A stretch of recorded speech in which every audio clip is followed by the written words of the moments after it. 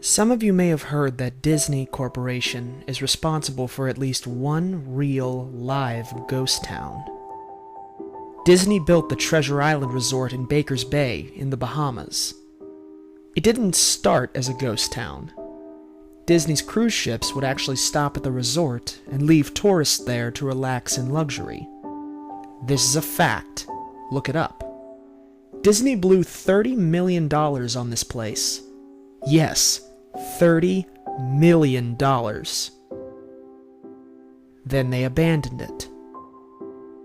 Disney blamed the shallow waters, too shallow for their ships to safely operate, and there was even blame cast on the workers, saying that since they were from the Bahamas, they were too lazy to work on a regular schedule.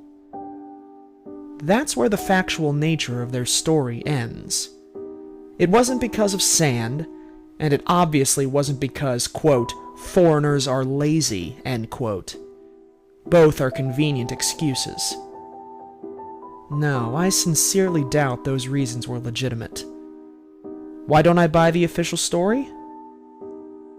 Because of Mowgli's palace. Near the beachside city of Emerald Isle in North Carolina, Disney began construction of Mowgli's Palace in the late 1990s. The concept was a jungle-themed resort with a large, you guessed it, palace in the center of the whole thing. If you're unfamiliar with the character of Mowgli, then you might better remember the story The Jungle Book. If you haven't seen it anywhere else, you'd know it as the Disney cartoon from decades past. Mowgli is an abandoned child in the jungle, essentially raised by animals and simultaneously threatened and pursued by other animals. Mowgli's palace was a controversial undertaking from the start. Disney bought up a ton of high-priced land for the project, and there was actually a scandal surrounding some of the purchases. The local government claimed eminent domain on people's homes, then turned around and sold the properties to Disney. At one point, a home that had just been constructed was immediately condemned with little to no explanation. The land grabbed by the government was supposedly for some fictional highway project. Knowing full well what was going on, people started calling it Mickey Mouse Highway. Then there was the concept art. A group of stuffed shirts from Disney Company actually held a group meeting. They intended to sell everyone on how lucrative this project was going to be for everybody. When they showed the concept art, this gigantic Indian palace, surrounded by jungle, staffed with men and women in loincloths and tribal gear, well, suffice it to say, everyone flipped their shit. We're talking about a large Indian palace, jungle, and loincloths, not only in the center of a relatively wealthy area, but also a somewhat xenophobic area of the southern USA. It was a questionable mix at that point in history. One member of the crowd tried to storm the stage, but he was quickly subdued by security after he managed to break one of the presentation boards over his knee. Disney took that community and essentially broke it over its knee as well. The houses were razed, the land was cleared, and there wasn't a damn thing anyone could do or say about it.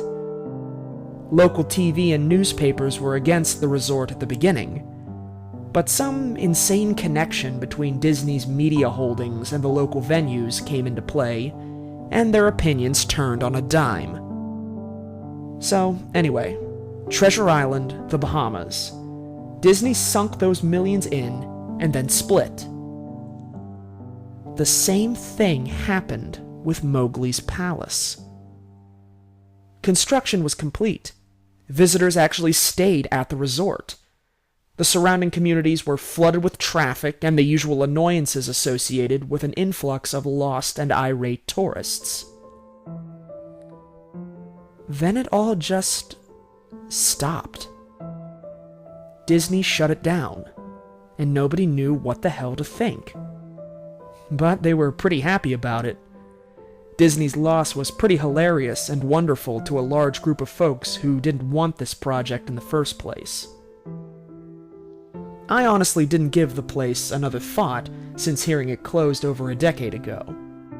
I live maybe 4 hours from Emerald Isle, so really I only heard the rumblings and didn't experience any of it firsthand.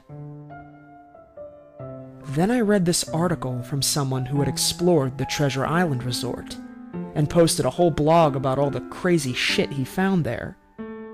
Stuff just left behind. Things smashed, defaced, probably ruined by the disgruntled former employees who had lost their jobs. Hell, the locals from all around probably had a hand in wrecking that place. People there felt just as angry about Treasure Island as folks here did about Mowgli's palace. Plus, there were rumors that Disney had released their aquarium stock into the local waters when they closed, including sharks. Who wouldn't want to take a few swings at some merchandise after that? Well, what I'm getting at here is that this blog about Treasure Island got me thinking. Even though many years had passed since its closing, I figured it might be cool to do some urban exploration at Mowgli's palace. Take some photos, write about my experience, and probably see if there was anything I could take home as a memento. I'm not going to say I wasted no time in getting there, because honestly it took me another year after I first found that Treasure Island article to get around to going up to Emerald Isle. Over the course of that year, I did a lot of research on the Palace Resort. Or rather, I tried to. Naturally, no official Disney site or resource made any mention of the place. That had been scrubbed clean. Even odder, however, was that nobody before myself had apparently thought to blog about the place, or even post a photo. None of the local TV or newspaper sites had one word about the place, though that was to be expected since they had all swung Disney's way. They wouldn't be out there lauding their embarrassment, you know? I recently learned that corporations can actually ask Google, for example, to remove links from search results. Basically for no good reason. Looking back, it's probably not that nobody spoke of the resort, but rather their words were made inaccessible. So, in the end, I could barely find the place. All I had to go on was an old-as-hell map I'd received in the mail back in the 90s. It was a promotional item sent out to people who had recently been to Disney World, and I guess since I had been there in the late 80s, that was recent. I didn't really intend to hang on to it. It just got shoved with my books and comics from my childhood. I only remembered it months into my research, and even then it took me another few weeks to locate the storage bin my parents had shoved it all into. But I did find it. Locals were no help, as most were transplants who had moved to the beach in recent years, or old residents who had just sneered at me and made rude gestures the second I managed to say, "Where would I find Mowgli's?" The drive took me through an inordinately long corridor of overgrowth. Tropical plants that had run rampant and overpopulated the area, mixed with the native species of flora that actually belonged there and had tried to reclaim the land. I was in awe when I reached the front gates of the resort. Tremendous, monolithic wooden gates, whose supports to either side looked like they must have been cut from giant sequoias. The gate itself had been gouged in several places by woodpeckers, and eaten away at the base by burrowing insects. Hanging on the gate was a sheet of metal, some random scrap, with hand-painted letters scrawled in black. Abandoned by Disney. Clearly the handiwork of some past local, or an employee who wanted to make some small protest.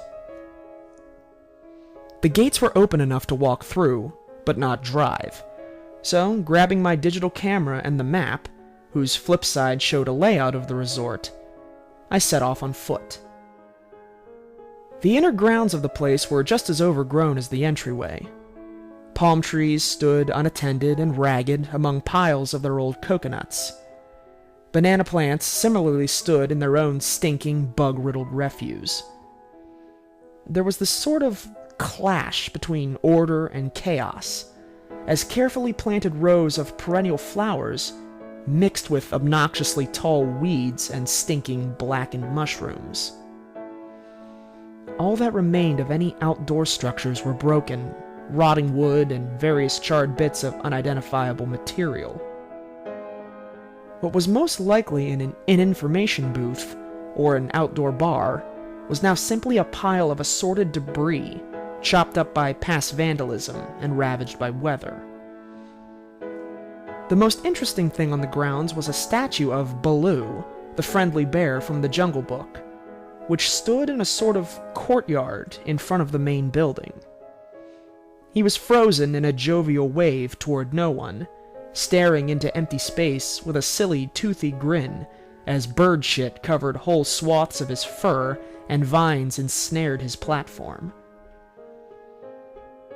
I approached the main building, the palace, only to find the outside of the building covered in graffiti where the original paint had peeled and chipped away.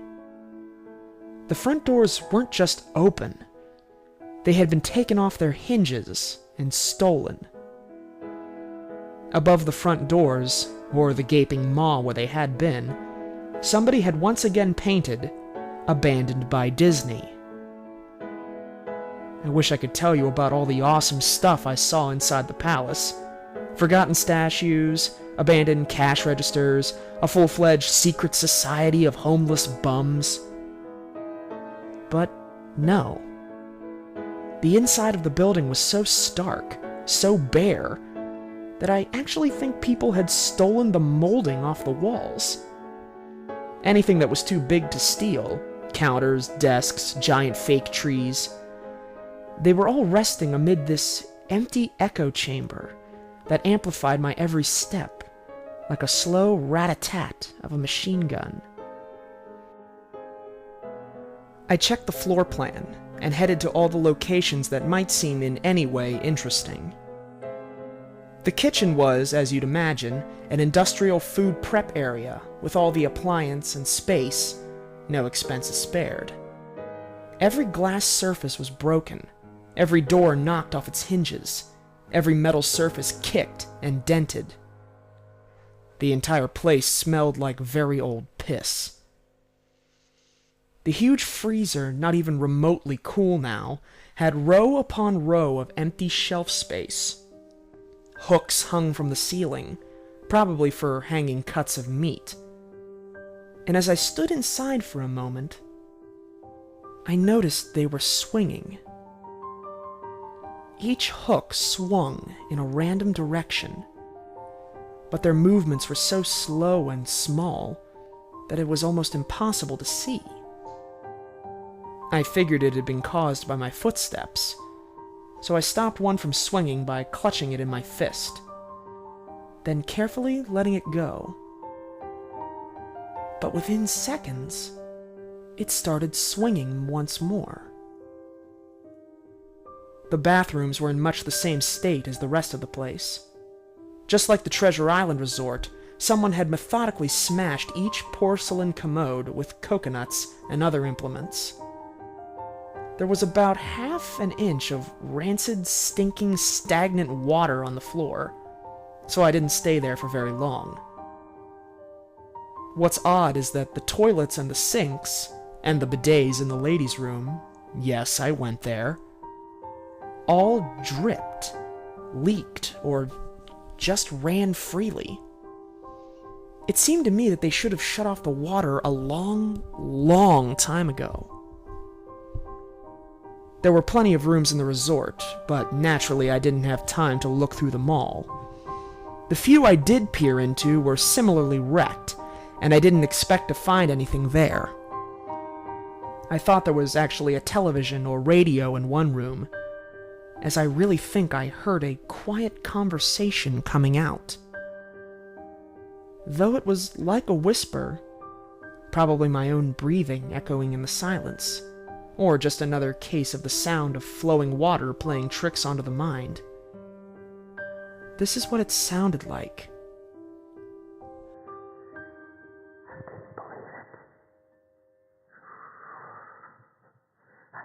I didn't know that.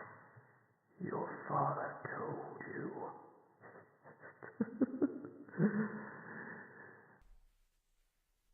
I know, that sounds ridiculous. I'm just telling you what I experienced. Why I thought there might have been something running in that room. Or worse, some vagrants who had holed up there and probably would have knifed me. At the front doors of the palace again, I figured I hadn't found anything of note and had wasted the trip up. As I looked out the door, I noticed something interesting in the courtyard that I had apparently missed. Something that would give me at least one thing to show for all my trouble, even if it was just a photograph.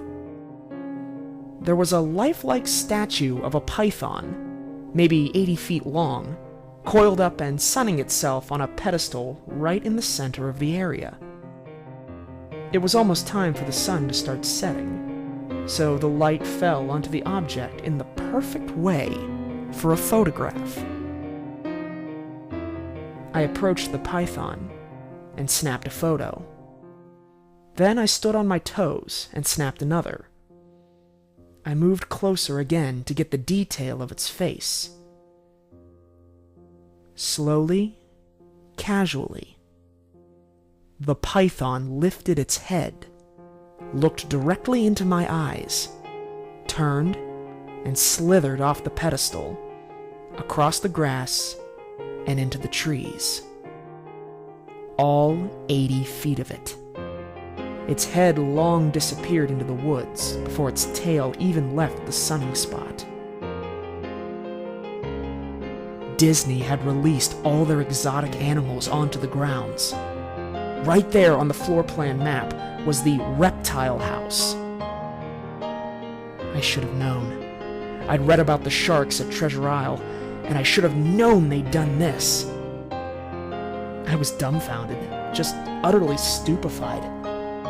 My mouth must have been hanging open for the longest time before I came back down to earth and snapped it shut. I blinked a few times and backed away from where the snake had been, back toward the palace. Even though it was totally gone, I still wasn't taking any chances, and backed my way into the building. I took a few deep breaths, and I tried to get myself right in the head again after that. I looked for a place to sit down, as my legs were feeling a bit like jelly at this point.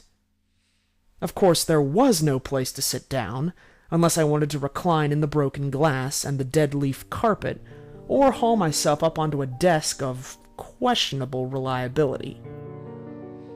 I had seen some stairs near the palace's lobby, and decided to go have a seat there until I felt better. The staircase was far enough away from the front of the building to be relatively clean, save for a startling accumulation of dust. I pulled a wedge of metal off the wall, once again painted with the "Abandoned by Disney" motto I'd become accustomed to. I placed the wedge on the stairs and sat on it to keep at least somewhat clean. The stairway led downward, below ground level. Using my camera flash as a sort of improvised flashlight, I could see that the staircase ended in a metal mesh door with a padlock. A sign on the door, a real sign, read, "Mascots-only, thank you." This perked up my spirits a little bit, for two reasons. One, a mascots-only area would have definitely had some interesting stuff back in the day. Two, the padlock was still in place. Nobody had gone down there.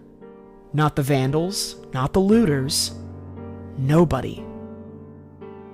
This was the only place I could actually explore and perhaps find something interesting to photograph or wantonly steal. I had come to the palace essentially agreeing with myself that it was okay to take anything I wanted because, hey, abandoned. It didn't take much to bust the lock. Well, actually that's wrong. It didn't take much to bust the metal plate on the wall that the padlock was hooked to.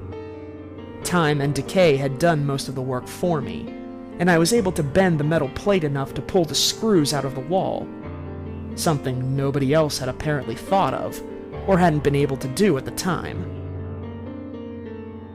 The mascots-only area was a startling and very welcome change from the rest of the building I'd seen. For one, every second or third fluorescent light overhead was illuminated, even though they flickered and faded randomly.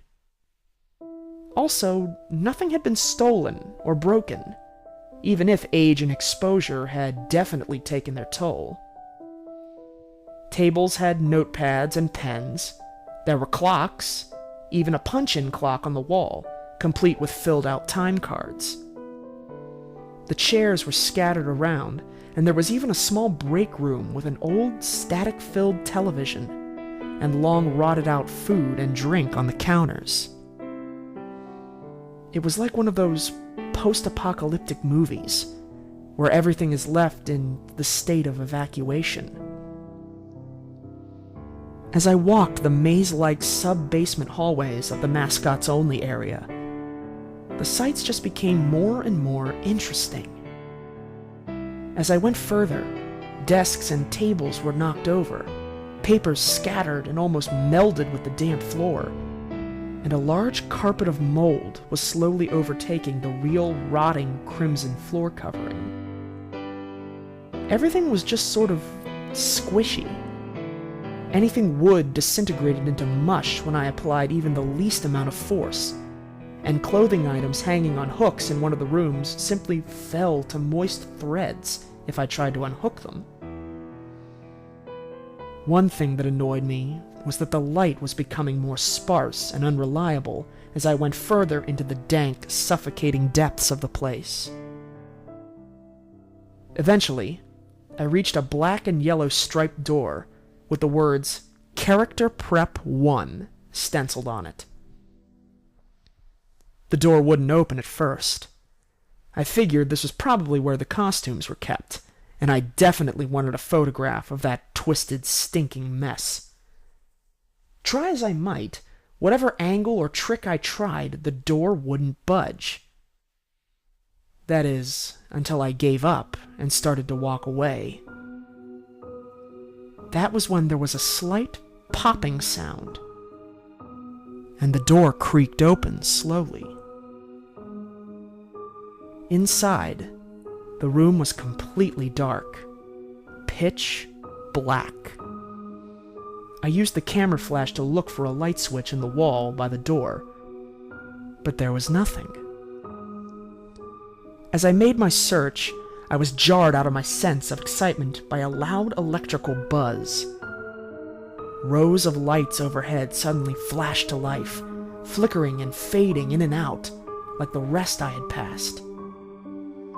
It took a second for my eyes to adjust, and it seemed like the light was going to just keep getting brighter until all of the bulbs exploded.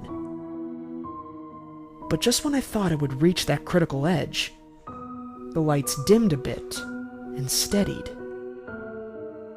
The room was exactly as I had pictured it.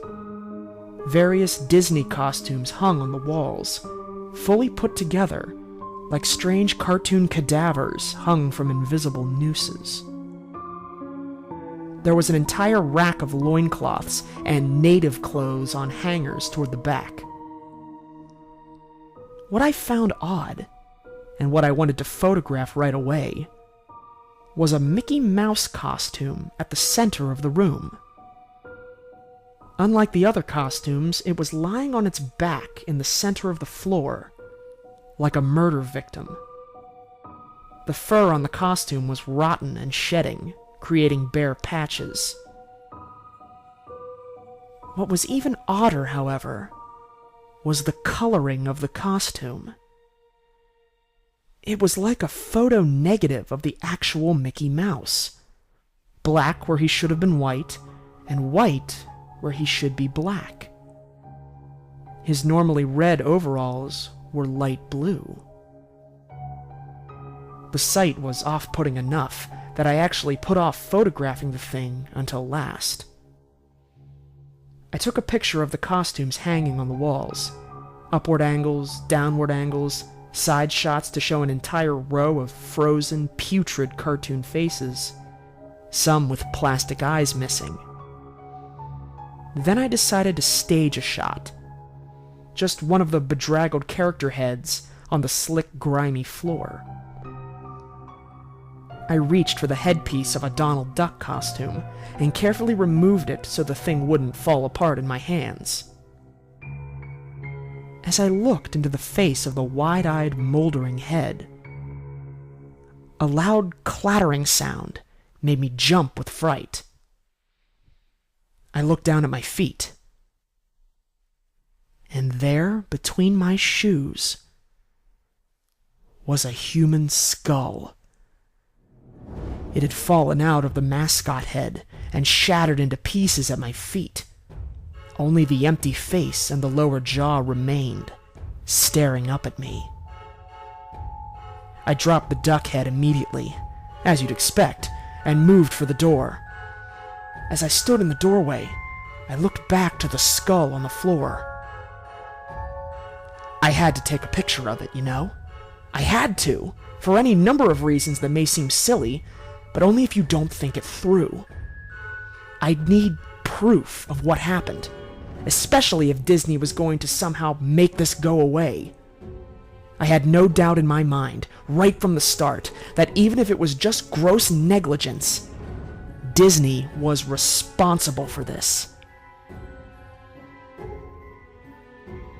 That's when Mickey, that photo negative opposite Mickey in the middle of the floor, started to get up. First sitting up, then climbing to its feet.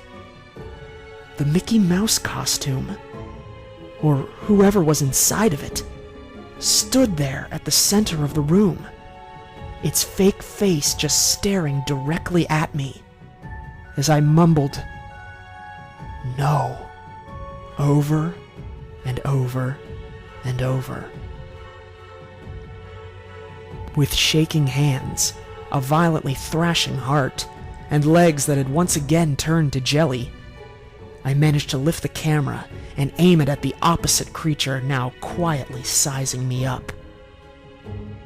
The digital camera screen displayed only dead pixels in the shape of the thing. It was a perfect silhouette of the Mickey costume. As the camera moved in my unsteady hands, the dead pixels spread, marring the screen wherever the Mickey's outline moved to. Then the camera died, went blank and quiet and broken. I raised my eyes once again to the Mickey Mouse costume. "Hey," it said in a hushed, perverted, but perfectly executed Mickey Mouse voice. "Wanna see my head come off?" It started to pull at its own head, working its clumsy, glove-clad fingers around its neck with clawing, impatient movements, similar to a wounded man trying to pull himself free of a predator's jaws. As it worked its digits into its neck, so much blood, so much thick, chunky, yellow blood. I turned away as I heard a sickening tearing of cloth and flesh. I only cared about getting away.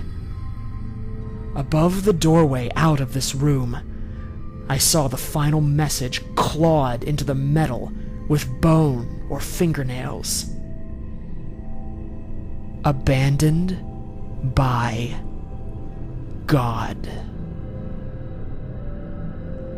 I never got the pictures out of the camera. I never wrote the blog entry about it. After I ran from that place, fled for my sanity, if not for my very life, I knew why Disney didn't want anyone to know about this place. They didn't want anyone like me getting in.